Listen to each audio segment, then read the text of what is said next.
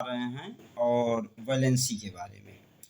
कोई भी एटम अपने आउटर ऑर्बिट को कंप्लीट करना चाहता है। कोई भी एटम अपने आउटर ऑर्बिट को कंप्लीट करने के लिए जितने इलेक्ट्रॉन लेता है अथवा जितने इलेक्ट्रॉन देता है, इलेक्ट्रॉनों की संख्या को वैलेंसी कहते हैं। अब वैलेंसी दो टाइप की होती है, पॉजिटिव और निगेटिव।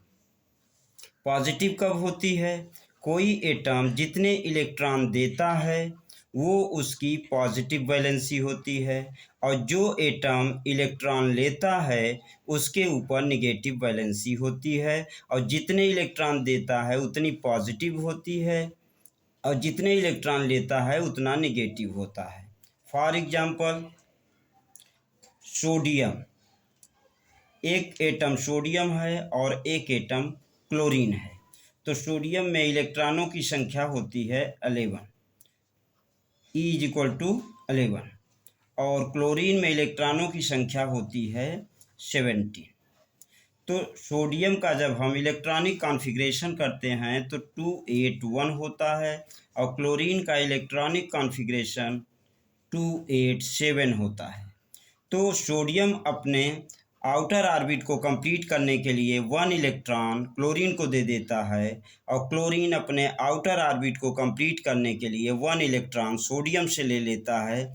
इसलिए सोडियम के ऊपर एक पॉजिटिव चार्ज होता है, और क्लोरीन एक इलेक्ट्रॉन सोडियम से लेता है, इसलिए क्लोरीन के ऊपर एक निगेटिव चार्ज होता है।